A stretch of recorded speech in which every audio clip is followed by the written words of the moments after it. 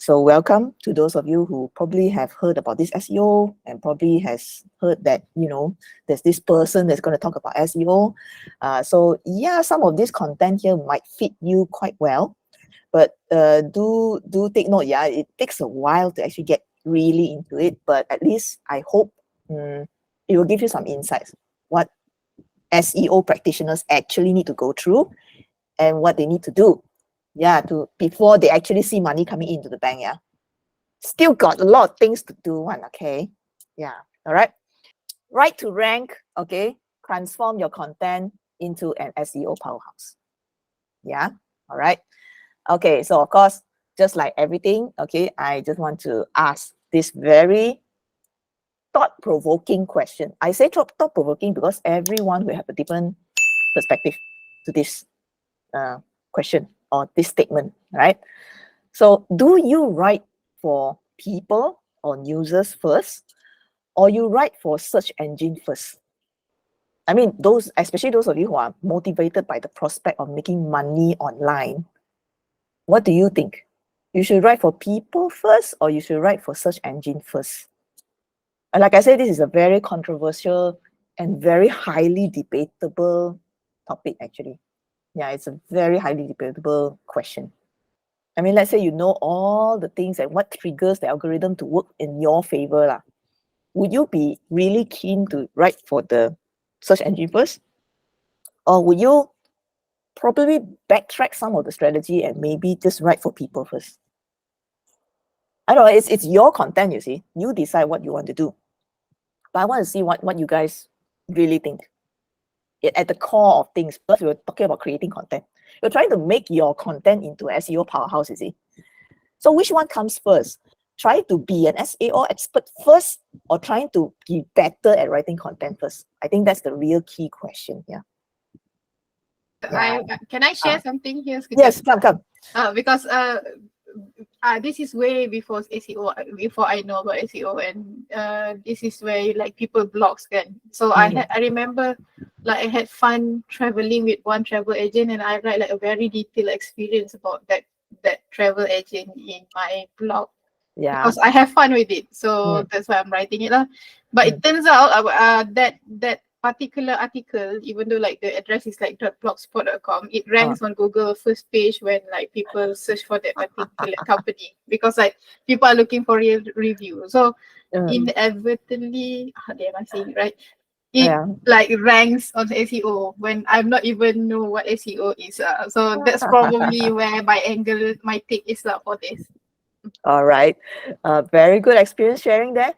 I'm sure some of you also, I mean, those of you who have tried to blog something by accident, you get ranked, but you don't know how it happened, right? Okay. All right. So I can see a lot of you are keen to write for people. All right. But of course, having a bit of SEO knowledge actually gives you an advantage. Okay. So we're going to go down to the role of SEO, okay, in content creation. I think those of you who probably have a website, you probably heard of what we like to say. Having a website is just the first step of you making people know about your business. It's like an online name card, right? But the real work only starts when your website is ready. Agree? The real work only starts after your website is published. Because that's where you start to worry. Hey, got people come to my website or not?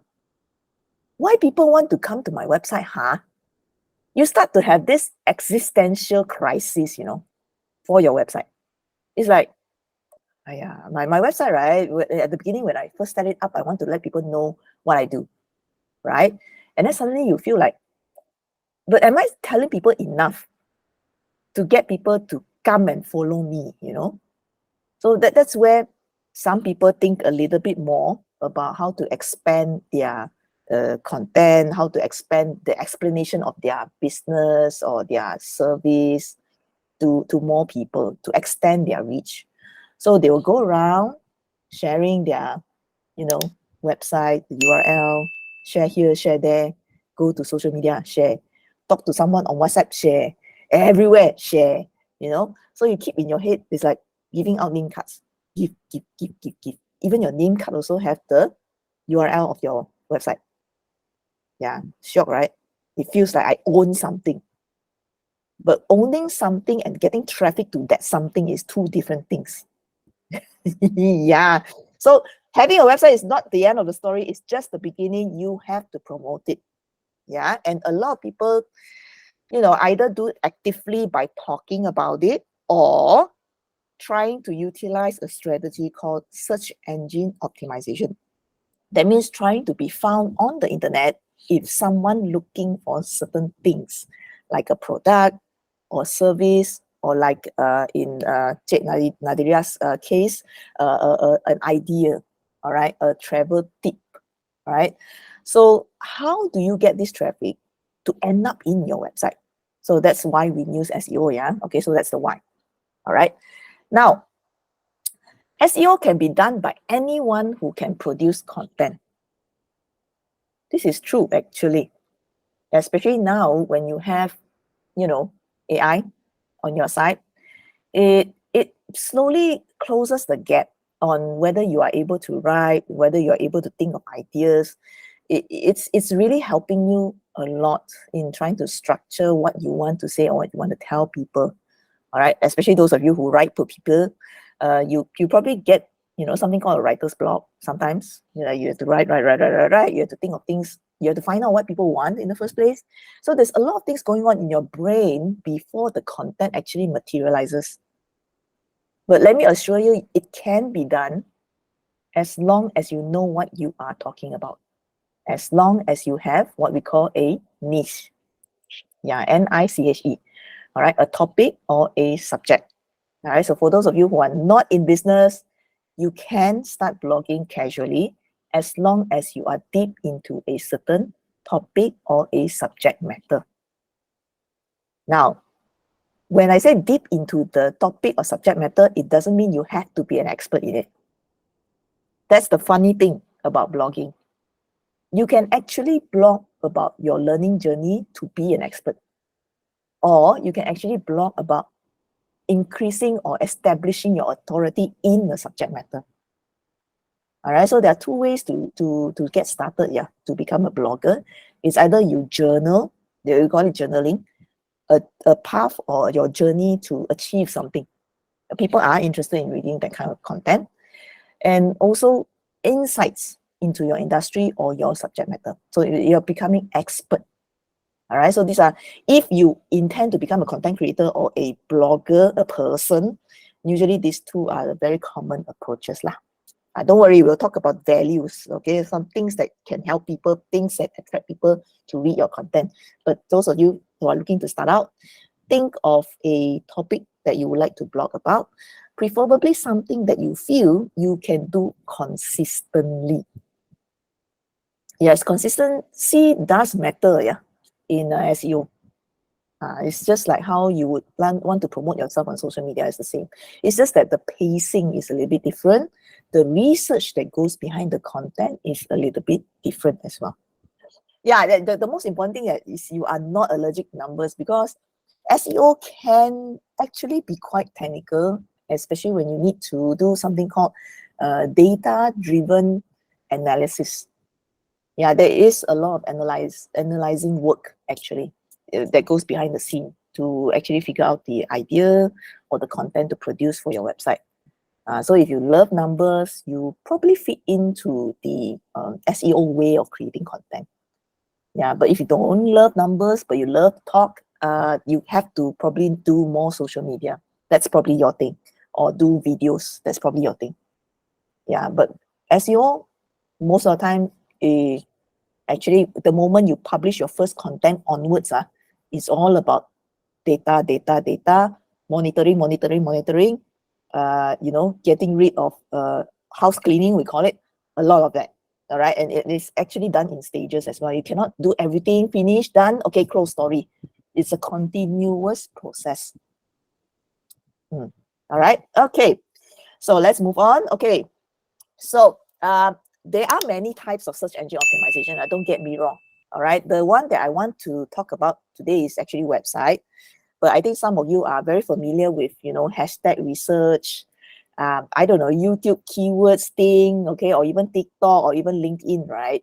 So all these different platforms have their own version of search engine optimization, but it is never as intensive as a website one. All right. Now, especially social media platform, you have to deal with something much more erratic, which is called social media, the algorithm. Social media algorithm is actually driven by something that goes viral. The moment something goes viral, that's it. The algorithm will go crazy and it will start to feed people something that is trending very fast. Yeah. So there is a reason why some bloggers really don't like social media for a reason. Because you cannot establish a consistency or a pacing that they feel they have control over their content. Yeah, I think some of you who are probably have done social media marketing or social media posting before. Sometimes you are just, I don't want to post another meme, or I don't want to actually hop on to the current trend of chili sauce. But I have to, because, you know, without that kind of traction, you don't get traffic. Yeah, it's like taking you away from your original content. Some people don't like that. Yeah, it's called hype marketing. It's called viral marketing. It's called creating memes. It's a very different approach. Yeah, so that's why I say, you know, if you're keen to do platform-based search engine optimization, you probably need to study how the algorithm actually works before you can actually win their SEO. I'm not saying website SEO is going to be any easier, but at the very least, Google has a guideline, okay? And Google tells you, or actually gives you some hint that they are doing something to the algorithm. At the very least, okay, that does happen. Not very obvious, but it does, okay?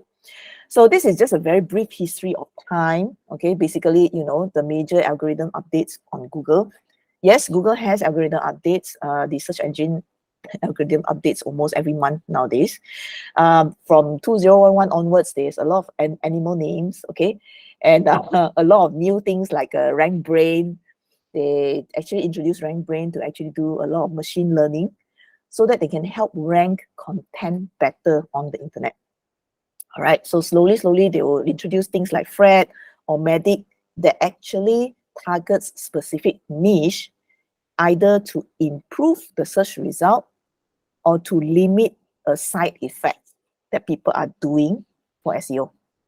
All right, when I say side effect, means, you know, creepy and very sneaky techniques. We like to call it black hat SEO. Yeah, so Google actually doesn't like it when you want to use content to manipulate, or use SEO technique to manipulate their algorithm.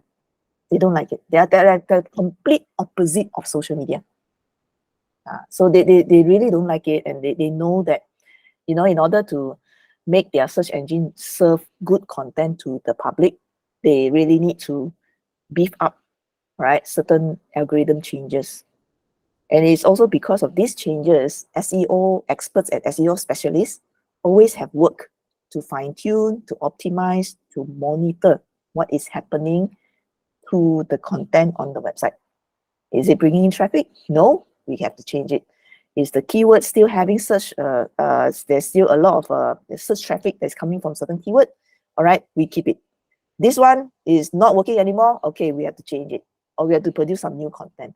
So it's a continuous process of finding out what works and what doesn't work. So yeah, believe it or not, we actually need to test our content. All right. So I will update you a little bit on what is happening this year, especially this month. This month, it seems that Google has 2 core updates.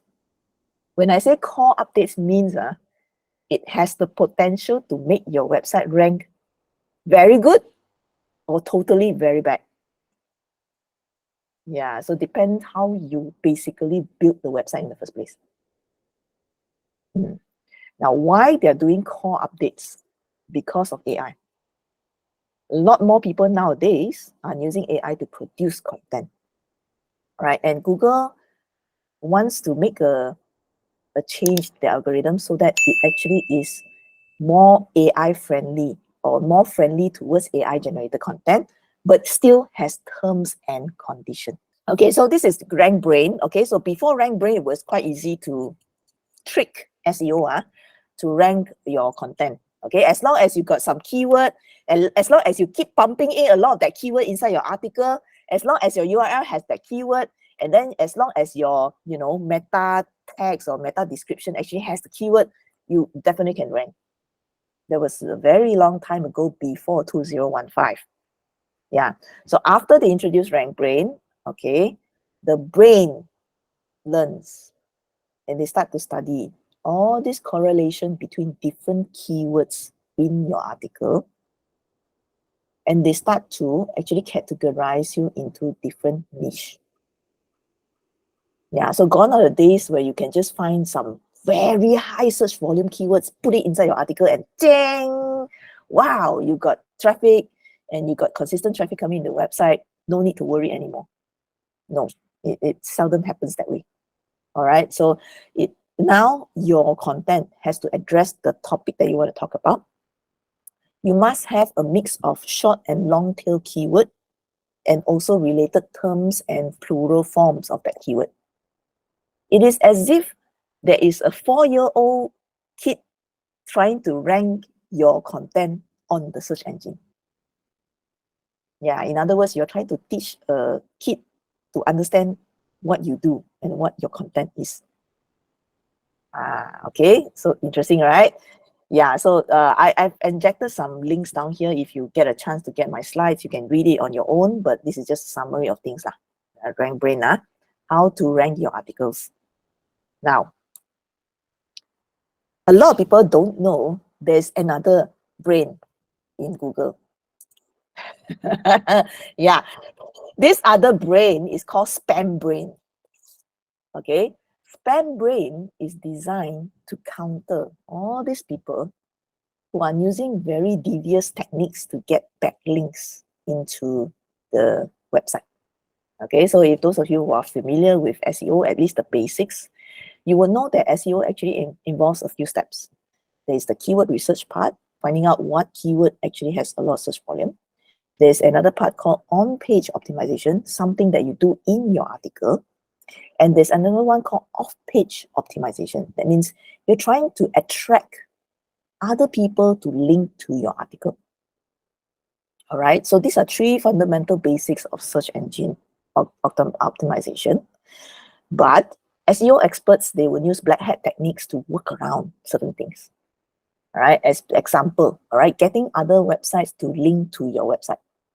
Yeah, so it's either you do it intentionally, or you use some really very not so nice ways to inject your link into other person's website. Yeah, it's a little bit hacky. Okay, some people actually do hack other people's website. Some people actually do buy backlinks. I'm not saying it's wrong, but it's commercializing the act of organically building backlinks. It's not natural anymore. And Google wants you to do natural and purely organic, healthy kind of link building. Yeah, all right. So of course, real practitioners will probably tell you that, yeah, we still work around, like it's still a very active industry when it comes to buying and selling backlinks. Very, very active. But just to let you know, there is something called SpamBrain, and this SpamBrain is also a brain. You will learn what your behaviors are, what are the most common black hat techniques that's being used, and they will try to find a way to stop it from ranking your website or having a positive effect on your website. In fact, if you overdo it, all right, you get banned. You will never appear in the search engine. Yeah, don't worry, I will show you what exactly is spam to SpamBrain a bit later. All right, but that's not the key point here. All right, so this is something that triggers SpamBrain. You're not supposed to stuff keywords. Now, what is stuffing keywords? Means you take all the keywords and then pump everything inside your article. All right, it's not going to work that way because Google will actually read your entire article, and it will try to classify your article into a niche, and it will try to find related keywords. If it doesn't find all that, it will presume that your article is written for the purpose of manipulating the search engine algorithm. Automatic, assume. Yes, okay. Now, automation. All right, some of you are thinking, okay, they just give the seed keyword to the AI, get AI to produce content automatically, and I don't even need to press a single button on your keyboard. That is also considered as spam because there's little to no quality to your content. In other words, you are producing content that are not helpful. Habis, gone, okay? It's not a good idea also. All right, so don't try to do automation straight from a robot's AI writing tool. You need to have a human factor to modify your content before posting it to your website. Now, the third one is very, very interesting. Your website's security can also be a factor that SpamBrain doesn't want to rank you. This is something that I found out today. I was like, really? Yeah. So sometimes when your website has malware, all right, you suddenly realize that your website doesn't appear on Google search at all. So that's the work of SpamBrain. SpamBrain wants to prevent your website from accidentally showing results from your website, because your website might be hacked and there's a lot of not so good content that is appearing in your website. It might actually get into the search engine. So those of you who have a website, I would say if you have not done it yet, try to put two-form factor authentication on your website, or turn on some sort of security so that it is not so easily hacked online. Yeah, especially online accounts nowadays. Sometimes people will do a double authentication kind of mechanism. Some CMS system actually has that built in. Some you basically need to install a plugin for it, like WordPress. Okay, there's many plugins that actually give you 2FA. I think the last time that I did a talk on website, I actually introduced that. But yes, all right, do that so that your website is, lower risk of being hacked, or lower risk as being detected as a hackable website. Sooner or later, SpamBrain will learn how to detect whether this website is hackable or not. Yeah, and it will probably use that as a factor of ranking your website. Probably. Again, I'm just guessing. But I have worked with machines and AI before. How they know so many things is probably because they actually learn what we do on our website, and softwares do improve over time to utilize AI protection, AI mechanisms. So yeah, sooner or later it will happen. All right. So conclusion is, do proper SEO with value content. Okay. Now, what is value? All right. Value depends on what this person is doing or researching at different stages of their buying journey. Yeah. So treat all of these people on the internet. They are probably on the internet for a reason. All right. This particular slide is just to show you that, we have digital touch point, we have physical touch point. Most people, why they go around search is because they are in this front part here, which is the discovery stage. Yeah. So they're trying to discover things, they're trying to find things to read. All right. They probably don't know what they don't know. That's why they go to Google and probably ask question or look for a certain product to find out where they can buy the product. Right? Now, where do we bloggers or even business blogs come into the picture? We are here to basically offer either a different perspective to an idea, or options that people can take to solve a problem. Yeah, so you can see basically up here, you can see why we solve something, how we solve something, what we solve something, and the rest is more about what happens after. But usually, search engine optimization is to address the why we solve and probably show a little bit of how we solve. Yeah, so in case you're wondering where exactly SEO is used in, usually it's a very early stage of the buying cycle. All right. Okay, so if you are a B2C business and you want to start a blog, so what really is value to these people who are about to be your customer or customers? all right, your audience. Okay, so you might want to adapt one or two of these benefits for your first few articles so that people can have a feeling of, hey, your website actually has very useful content. All right, of course, again, some of you are doing services, some of you are doing products. Okay, so you have to see what are the kinds of content that you can write in your website that gives the idea of, helping people do things faster, helping people save money, or helping people to reduce effort. So for example, if you are into healthy living, all right, or maybe work-life balance, all right, you want to talk about that in your blog, all right, so you want to maybe tap into one of these many benefits of following your blog. It's called establishing your value proposition. So of course there's another type of value proposition you can do, which is entertainment. But I would say entertainment works best in certain types of media, like for example, videos. All right, if you do entertainment on videos, it makes sense.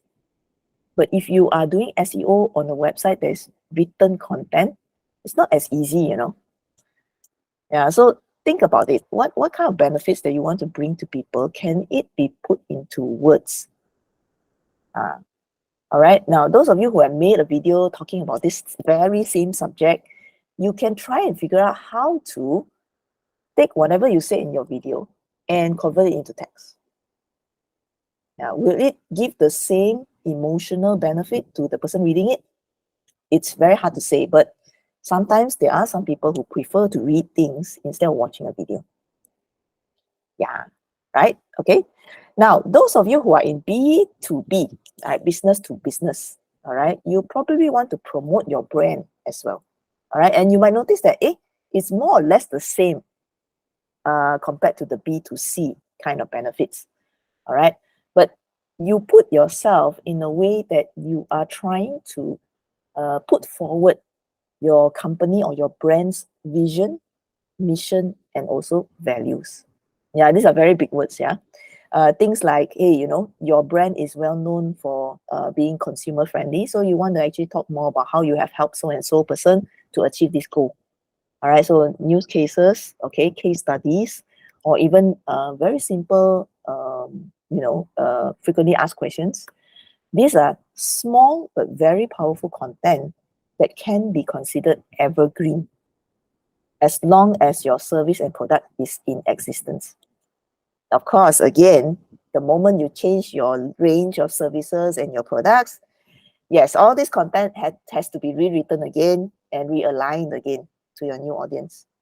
But like I said, it's a continuous cycle.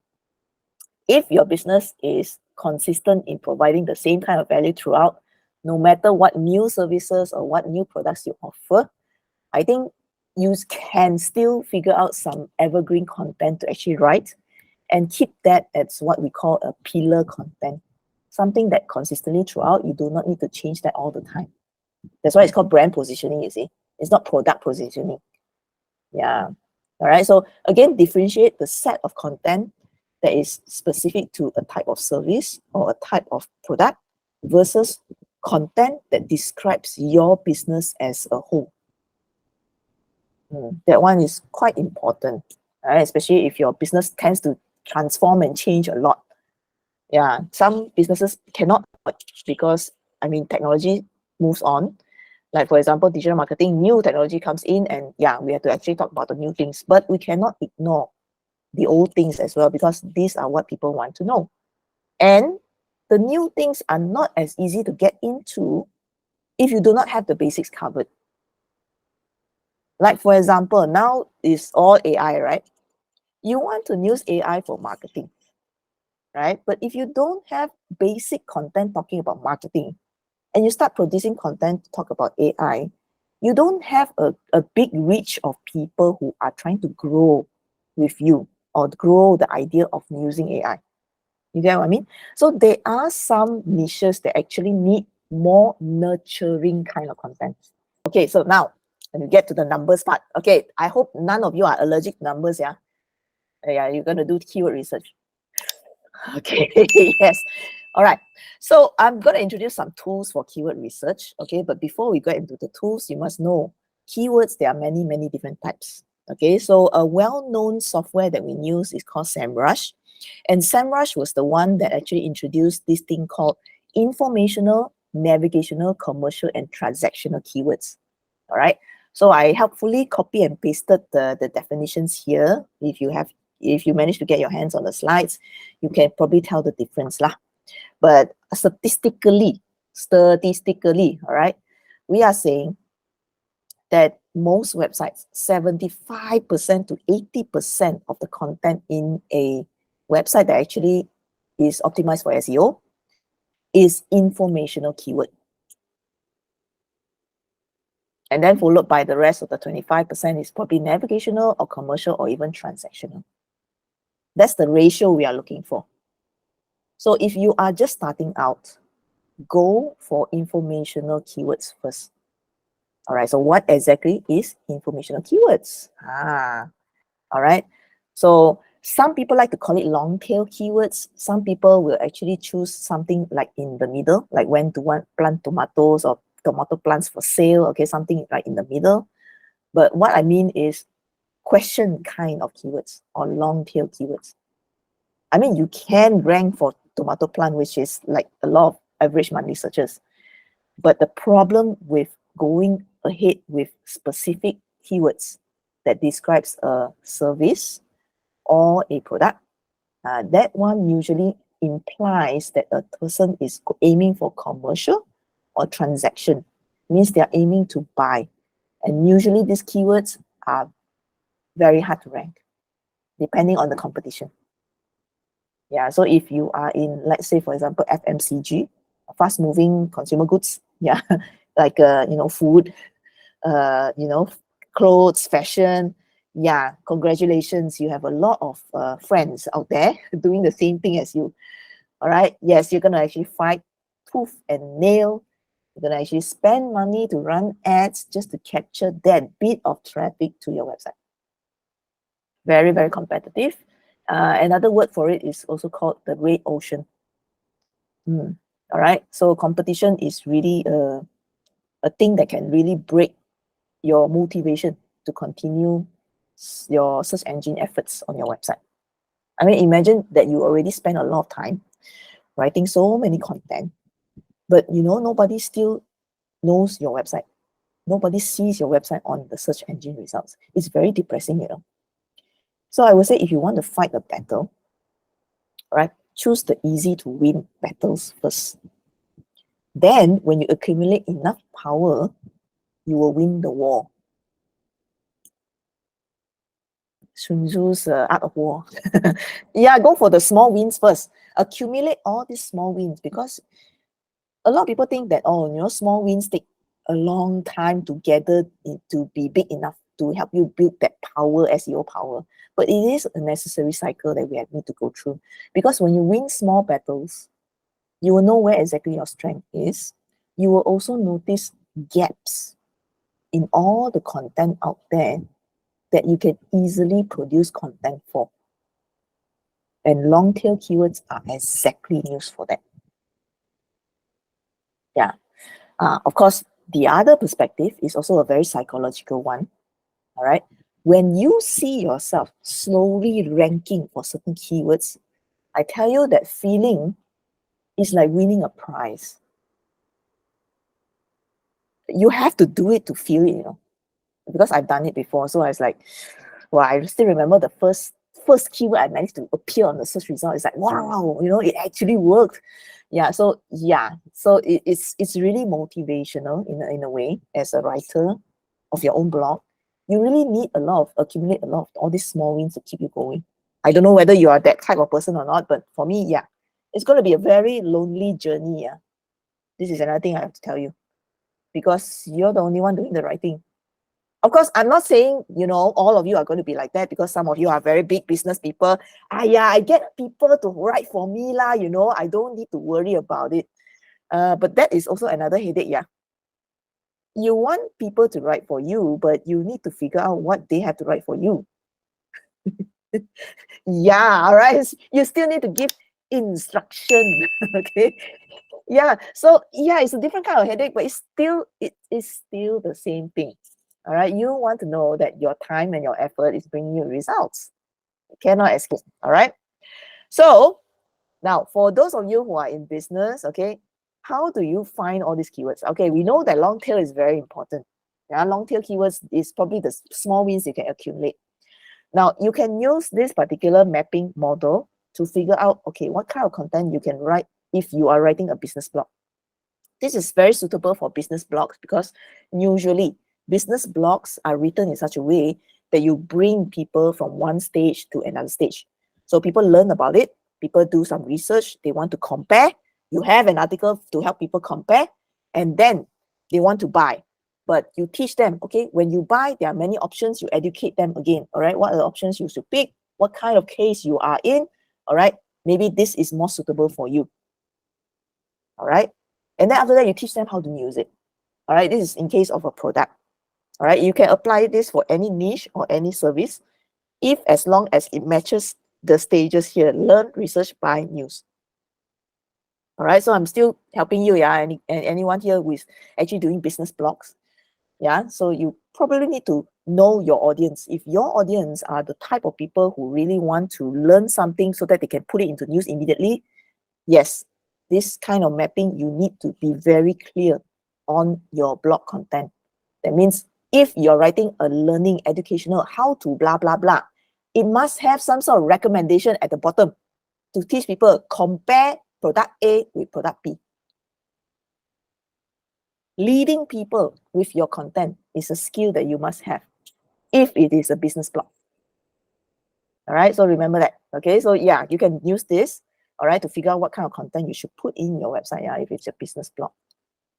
All right, so when you perform your keyword search on Google, okay, now we get to the interesting part.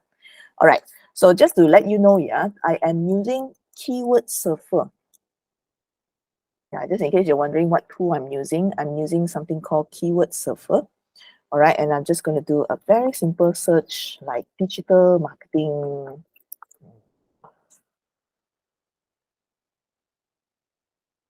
Right. Okay. So yes, there's many keyword research tools out there. Most of them will charge you money. Again, this is not really hard through figures, yeah. Usually I will use this kind of keyword research tool, especially the free ones, only as a benchmark purpose. It's not exactly that you see, oh, you know, search volume is 1,600 and you get 1,600 search results straight to your website. It's not like that. Yes, it's 1,600 search a month, but, all right, but, okay, this is only a calculated number based on the last 12 months average. Yeah, so don't take it like, you know, exact sum of money that you're going to get paid or sum of traffic that you can expect. Yeah, but keyword research, one of the key things that we need to do is make sure there is search volume. All right.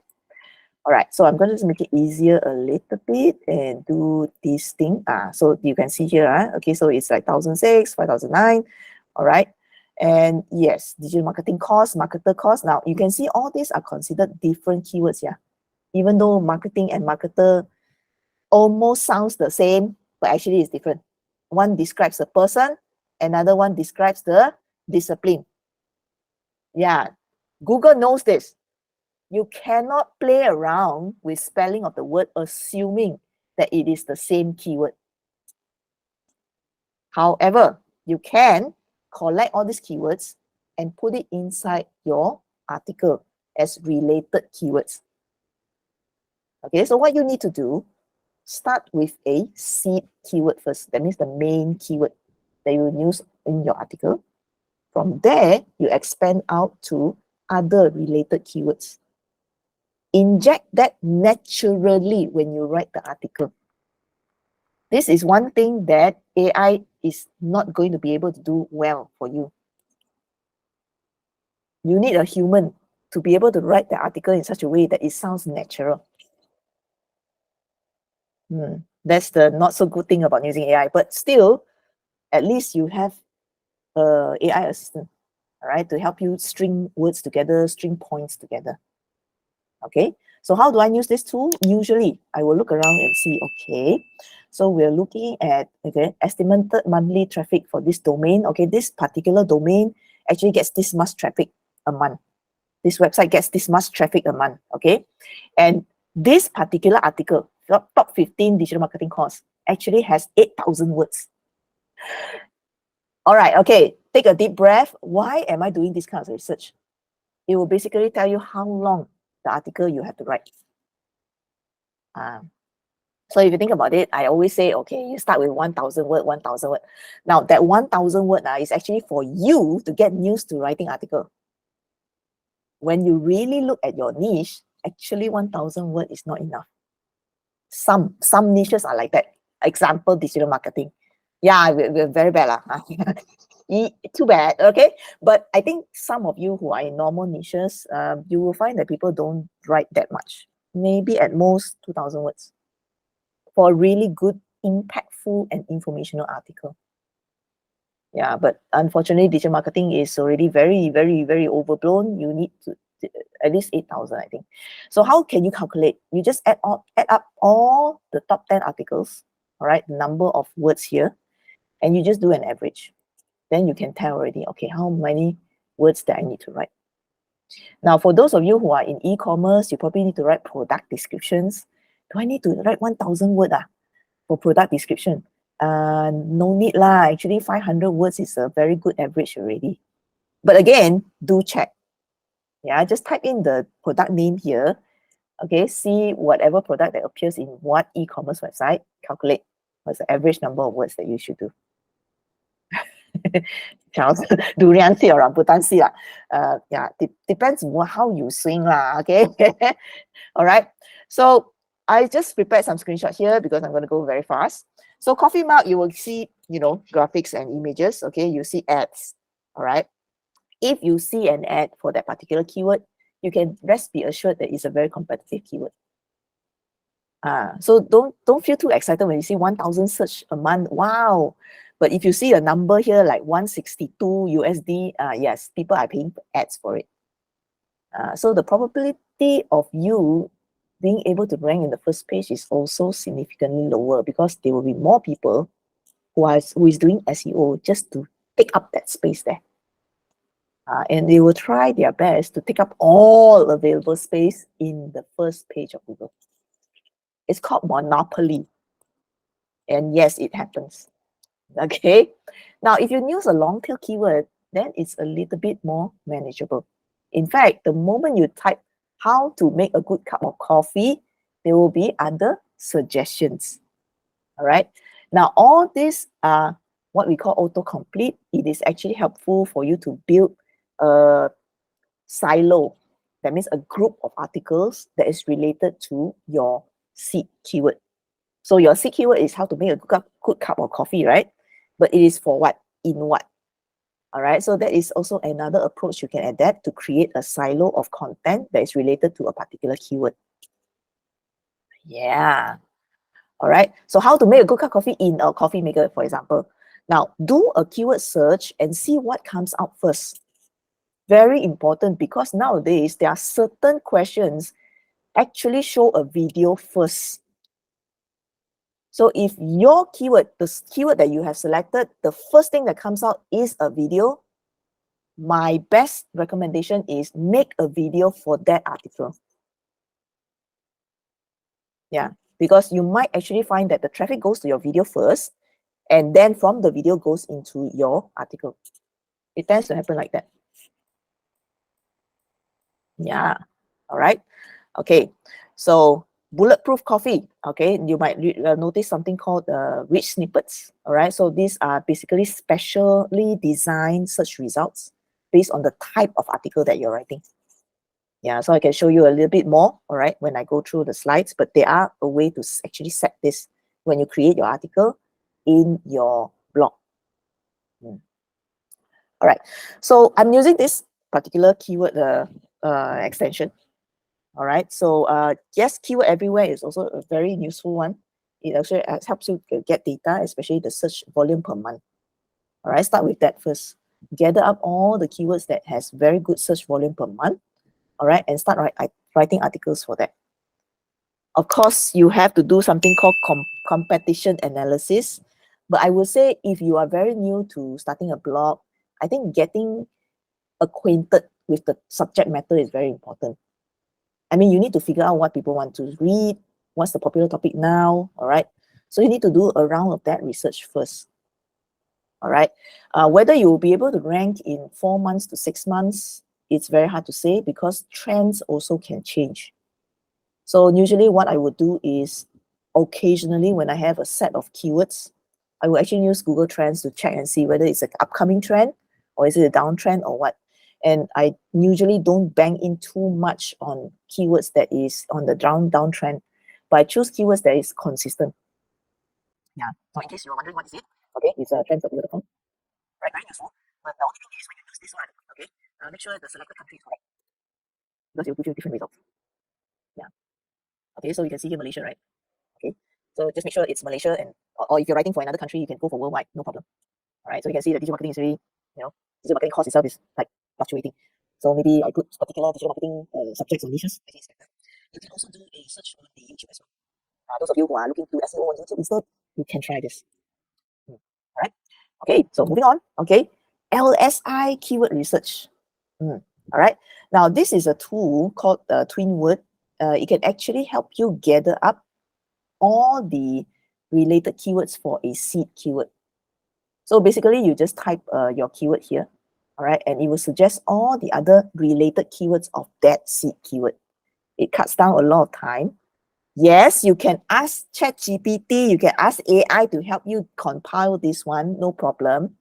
But the problem is ChatGPT is not a built that does not have a built-in keyword volume research tool. Not yet lah. All right. For so far what I know lah. And I prefer to have a more hands-on control of what I see. All right. So when you use this tool, when the search result comes out, go for efficiency. All right. Those that are high efficiency generally have controllable competition. Okay. And also the search volume is also quite high. The difficulty you can actually see from here as well. So it's either 8 or 6, or don't aim for all these 20 somethings one. It's very, very hard. All right. And also I would say, don't go for keywords that have the word near me or any other social media name that is next to it. That means like coffee, Facebook, coffee mug, TikTok. This one also you cannot rank because Google is designed to show content from specific social media platforms. All right. Okay, somebody sending me signal already. Okay, so you can use SEMrush also. All right, so SEMrush is free. Okay, but the problem is one day can only search 3 times. There's something called a keyword magic tool. It will give you the kind of results that you need also for certain related keywords. Yeah. All right. Keywords people news. Okay, now this is what I use for long tail research. You can actually get a pretty good list of long tail titles, okay, for your article. This one definitely no problem. Normally what I would do is I would do a search on people also ask, and also Reddit and Quora. Because usually what happens is people do share interesting and useful tips on Reddit and Quora. All right, so if you really want to add value to your article, yeah, just find solutions that people share and do an analysis on top of other people's solutions so that it makes the content yours. Very, very important because you still need to exert a little bit of your authority, especially it's your blog, your business. Yeah, all right. Now, writing for users and search engines, okay? So what kind of content you can produce for your blog? Okay, there are 40 different, okay, engaging types of blog posts. Yeah, it's basically the style. Now, why I'm showing you this is because in case you want to ask your AI, your useful AI assistant, to help you design something or have an outline or something, tell it specifically what kind of blog is it. It will normally bring you better results. Okay, now, designing the article is one thing.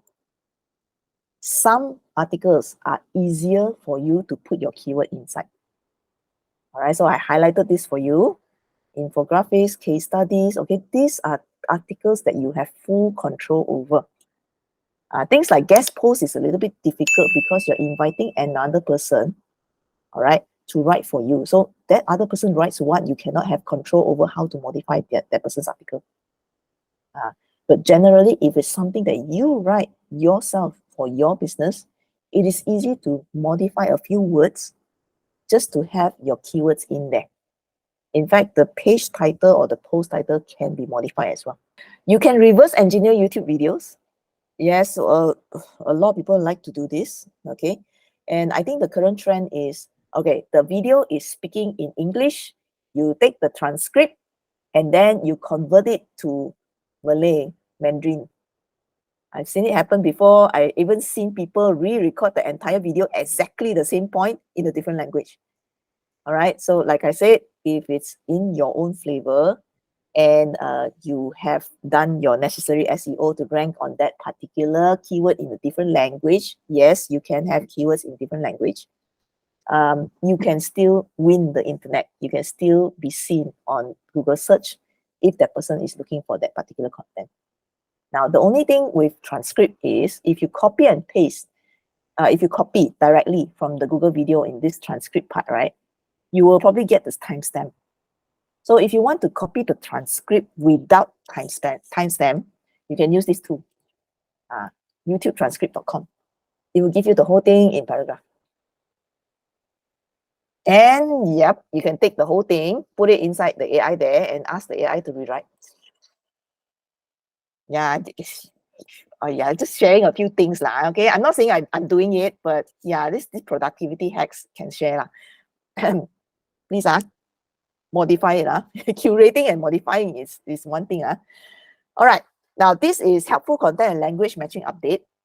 Now I want to share a secret to you based on what I understand from the latest Google updates. Okay, it seems that if you are writing an article in a different language, your chances of getting ranked will be higher because of the language matching update. Both of these update happened this month. So those of you who probably have a blog in English, you want to try and write it in Malay or another language, okay, it's the best time to try it because they just updated the language matching systems. Basically what it means is if the person all this while is used to reading Malay articles and they do a English keyword search, all right, a Malay article can actually appear in front of them in the search result. That is what they mean by language matching. Yeah, so it's something worth trying. No, not the same URL. Cannot, okay? Two different articles. That means you have one article English, one article Mandarin. Yeah, Miss Fu. Yeah, okay. Two different articles. Yes, all right. You might want to use a polylang for your WordPress website just to translate the article. And yes, you can use the robot to translate. If you're planning to use a robot to translate your article, please have a human person to read through or edit it. If you ask me, ChatGPT 3.5 or 4.0 better in translation, I would say 4.0. But if you use polylang, right, you will notice that polylang will actually create new URL like abc.com/en, abc.com/cn. Subdomain also okay lah, but it takes a little bit effort to set it up. You know, if you already have a WordPress website, you don't mind two languages in the same website, you can use polylang, which is what I use for my gaming blog also. Yeah. All right. So next, okay. So of course, there's official documentation on this. Don't quote me on this. Maybe I accidentally say in such a way that it mislead you. I would say go and read their documentation, okay, and try and figure out how it can help your content. It will teach you step by step. How do you assess your own content and determine that it is actually helpful? Yeah, they actually have questions that you have to ask yourself. When you read this content, is this how you feel? When you read this content, do people feel like this? Yeah. Yes, they're trying to help you to produce helpful content. So they'll teach you how to do people first kind of content. All right. Now, official answer to AI generation, okay? Just in case you doubt lah, sure or not, your sources is correct or not. Yes, Google has an official wording for this, okay? Rewarding high quality content, however it is produced. So those of you who worry, yeah, Google is going to penalize me because I use AI. Don't use until 100% AI generated lah. But you can use AI generated for a few parts of your articles, but you cleverly make it sound natural, which is what only a human can do. Now, kickstart writing with your AI. Okay, so these are 40 different ChatGPT prompts for SEO professionals. Okay, it might be useful for you if you want to use AI to rewrite certain things. Maybe you have this really old article, you want to spice it up. You want to actually have a different angle, different way of writing the same article, a very old article, and you want to repost it as a new article, like, okay, top 10 ways to be very good, to improve your skills as a digital marketer, 2023. Yeah, you can do that. Google will consider it a different article because you have rewritten it already. Interesting, right? I'm not saying you always need to write new articles all the time. You can always take an old article, put it inside AI, and then tell the AI to rewrite in this style or that style.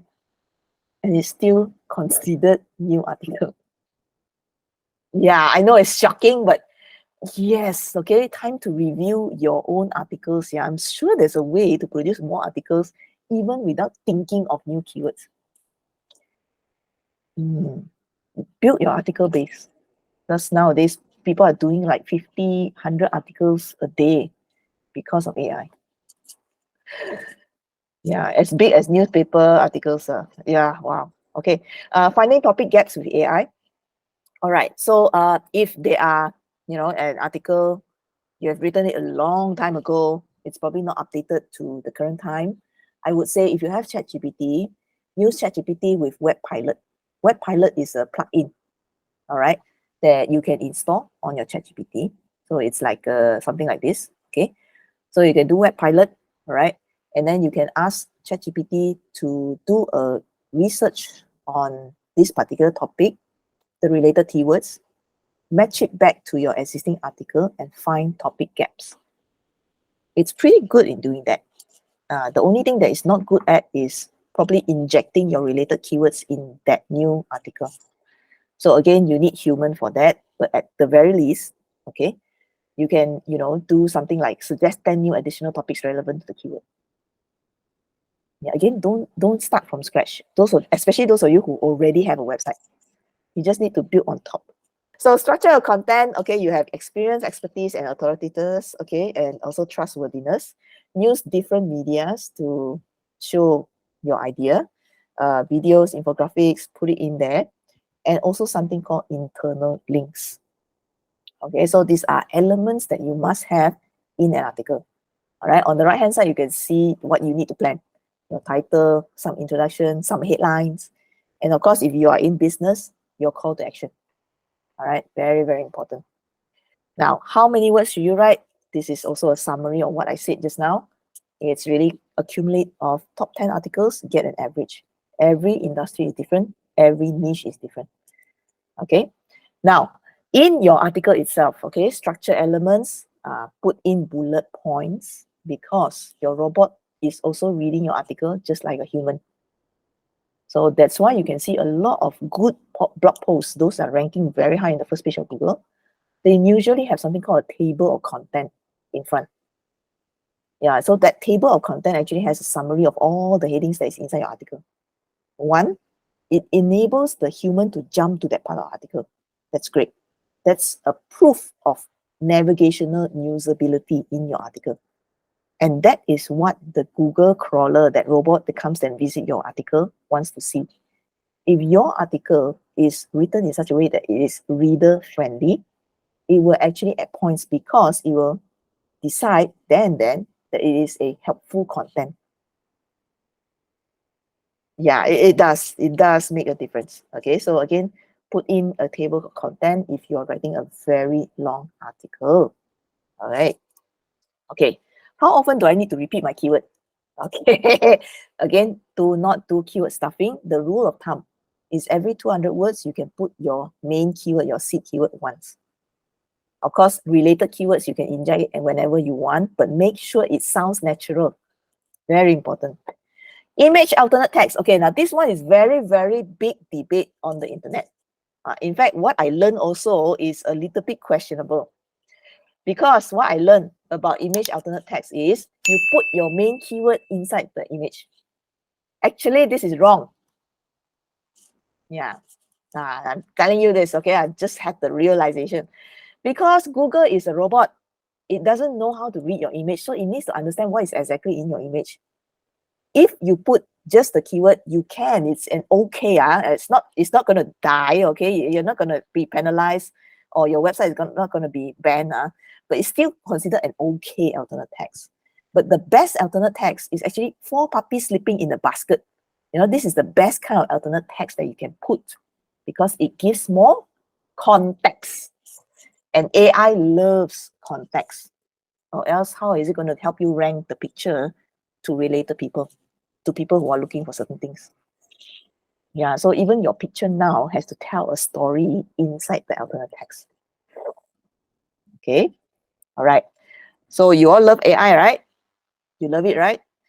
Now, one of the biggest problems that I cannot get AI to do few months ago, this is only a few months ago, is to describe an image. I found a way. Yeah, just today. Does anyone remember Bard? B-A-R-D? Yes, it's Google's version of ChatGPT. It recently had an update. Yeah. Now you can upload an image, give it to Bard, and tell Bard to describe the image for you. Yay! You don't need to think of how am I going to describe this thing inside the image. Woohoo! All right. Yeah. Okay. Now I'm not sure about the keyword research part on Bard.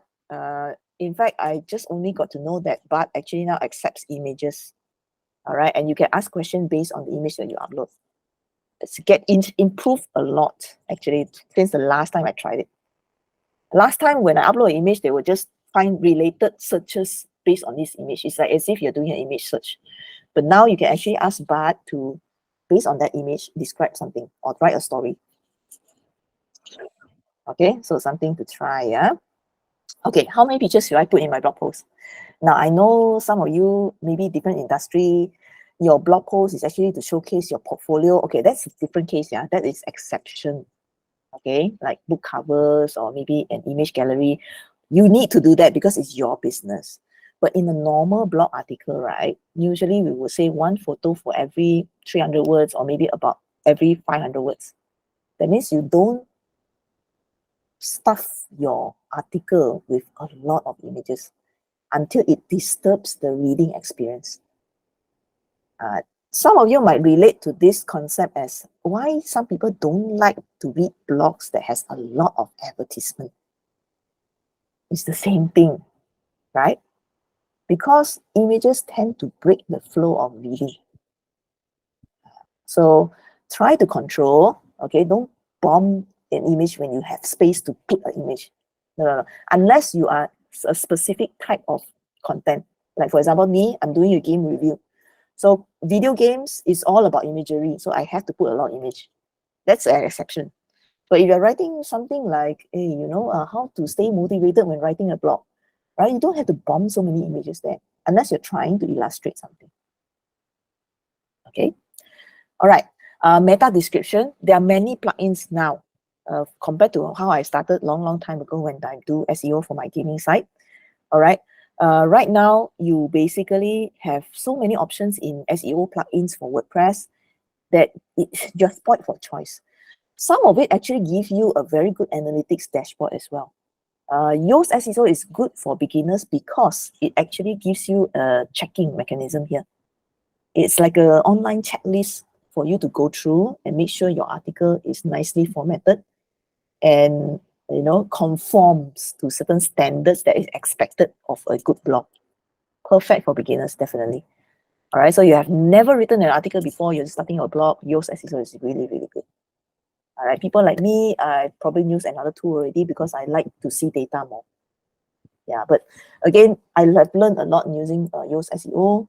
There are some features in Yoast SEO also need to pay money. Yeah, so again, give or take, yeah. But why do we do meta title and description? Is because we want to make sure when people see our article in search result, they click and go in. So how you make them click and go in? You must have a very good title and a very good description. And by the way, How Google is going to know that your article is useful or helpful? I mentioned before, right? AI usually needs data to function.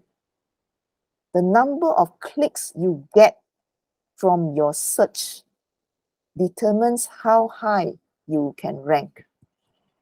This is one of the small updates in the core update for this month.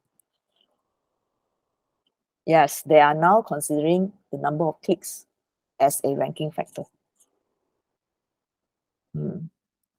AI.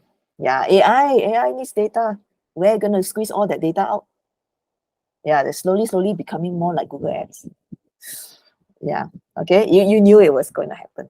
All right, okay. You can set your schema. Now, schema is a very advanced SEO optimization. Because schema, there are two ways to do it. One, you use a plugin, and you can set the schema from the plugin. Or two, if you know programming, you create your own schema. And schema is actually meant to be flexible. You put whatever information that you think will help Google help you rank. So that's why it's a very technical thing.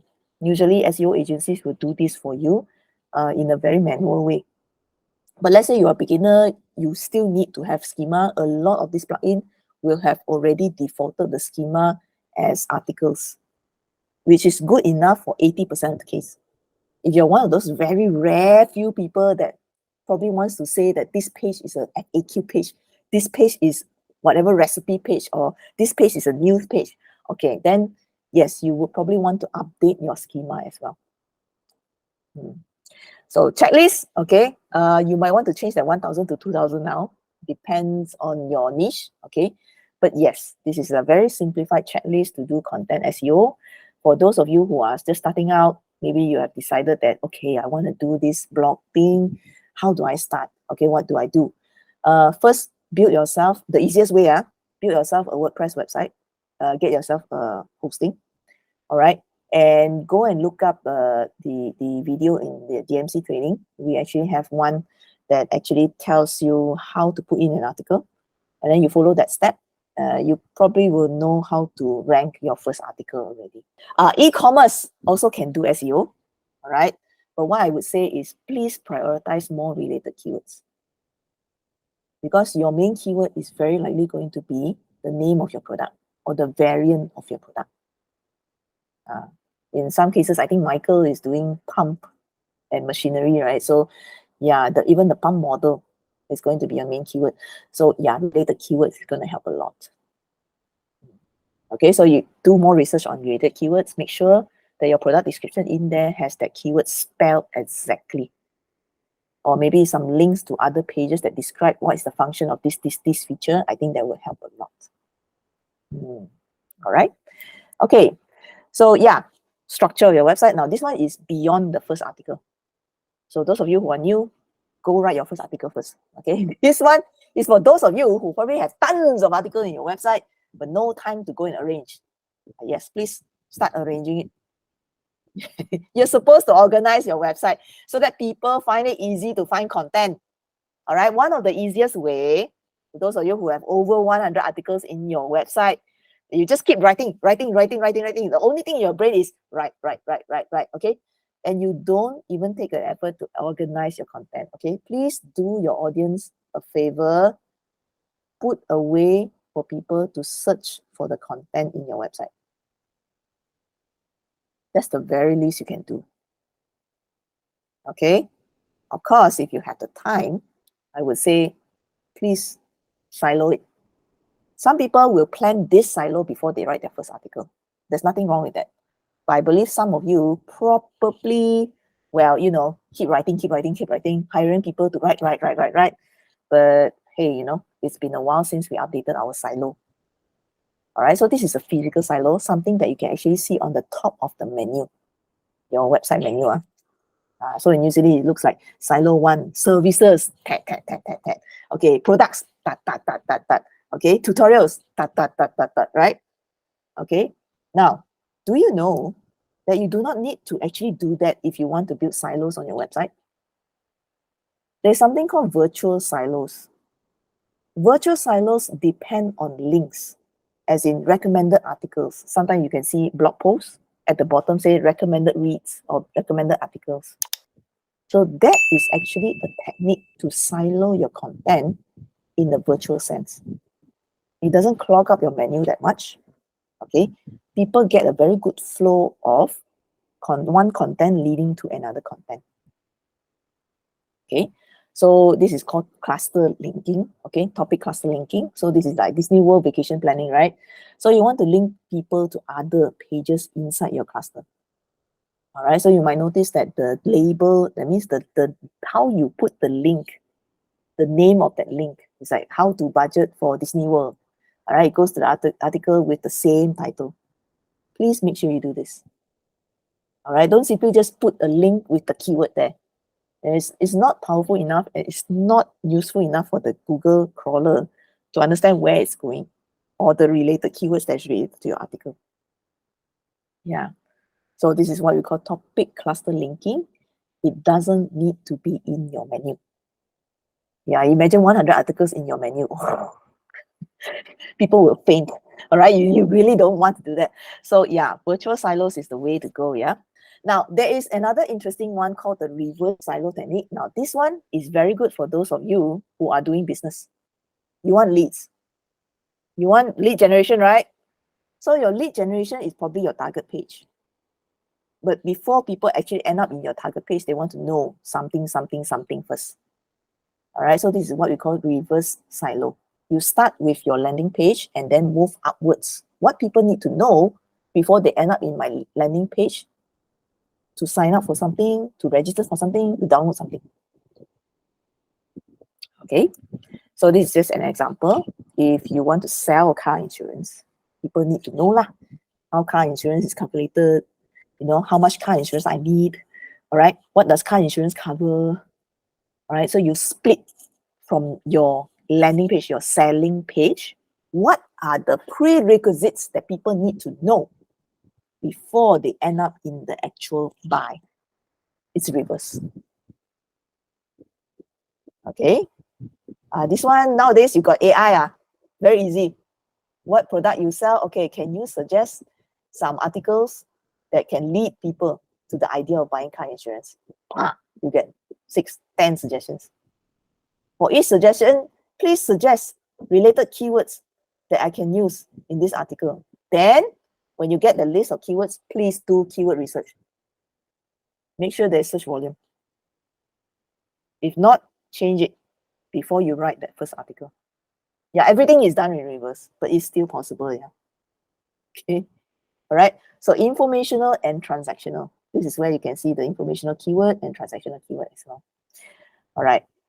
So again, some people do say physical silos are irrelevant, but I think this one, it applies to certain types of website. E-commerce still stand by this rule. E-commerce website still needs to follow these physical silos because they are e-commerce. They have everything categorized by range of products, types of products, category of products. But if you're writing it as a blog, you don't need to purposely create a category or a tag. Do not create categories if you have less than 10 articles per category. It's not going to help SEO. In fact, it's slower to rank your articles.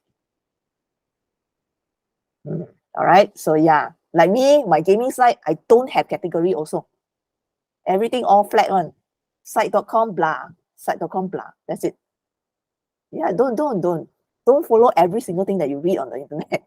See, look at your size. Okay. Now, finding more questions relating to the seek keyword. This is another tool that I use. It's called SEO Stack. I find do some the instructions for you. You can try it out yourself. But basically, you can gather up all the autocomplete suggestions and find related keywords or related questions to your seek keyword, and you can use all these as subtitles or even spin-off articles. All right. So yeah, plenty of things to do. Okay. All right. What else? Sitemap. Okay. All these are very technical data kind of things. So those of you who are into data, all right, make sure you upload your sitemap to Google Search Console. How long does it take? It takes about 6 months to 1 year to actually rank your first article. But keep writing. Don't look at the data. I tell you, you will be very depressed one. Just keep writing. After 6 months, you look at your data. You'll be much happier. Yeah, take it from me. I have experienced that before. All right, so this one, okay, Sidekick is a plugin. Okay, you can install on your WordPress. RankMath itself, it's another plugin for SEO. I use this for my gaming site. They have their own dashboard, but you have to pay to see certain data lah. But I still prefer to go direct to Google Analytics and Search Console for my data, because there I can actually see what's the search performance. Am I growing or not? And yes, this is actually my gaming site. If you're wondering what I do until I suddenly increase so much, it's because of the core update. I didn't even add more articles also. Yes, okay. So guys, go ahead, keep writing. All right. Page index, this is where you can find out whether your pages are actually being indexed or not. Very important. Sometimes your hosting provider might have something in there that stops certain pages from being indexed. Okay. Exploration, you can find out when people go to that one page, which pages they go. This one is for those of you who are planning to do reverse silo. You want to lead people from supporting article to your main article, right? You have to find out these people end up in which supporting article and which one is the better article to expand upon. So there are two versions of this report. You can start from somewhere, or you can find out what articles that lead to your selling article. GA4, beautiful. Okay. SEMrush. Okay, so this is also another tool for you to find out where the traffic comes from. You can also use this to identify your gaps, but I use SEMrush to identify backlinks, especially the toxic ones. The toxic backlinks can really slow down how fast you rank your website. So what I usually do is pick up all these evil backlinks. It will tell you toxic backlinks is what? Take all that and disavow it. Disavow basically means you're telling Google, I don't want to have anything to do with this website. Yeah, so Google will basically, well, cut off the link juice that's flowing from that website to yours. Usually it's very bad juice. But, okay, at least you start doing some house cleaning occasionally. How often to check this? I would say once a month. All right. Now, the rest, if you download this slide, okay, you will get some insights on what is black hat techniques. I'm not going to cover it here. I'm going to stop here. About your slide, let's say you left out the black hat part, isn't it? Yeah, I've posted one post in Telegram, so you can check from the Telegram group. Actually, it's about seed keyword. So you share with us what seed keyword you want to use for your next project, or I don't know, your current project. You can put it there, and then I will share the slide with you via Telegram also, so you can get a hold of the slide tonight. Again, thank you, Wan Yi, for tonight for sharing SEO. Next week, not about SEO, but she's talking about engaging email campaign. So if you want to join next week, I'll put up the link tomorrow, so you can join in through our usual Google form. Still with Wan Yi on designing engaging email campaign. So that's it for tonight. Bye-bye, and send your keyword to the Telegram group, and then I'll share with you. Bye-bye.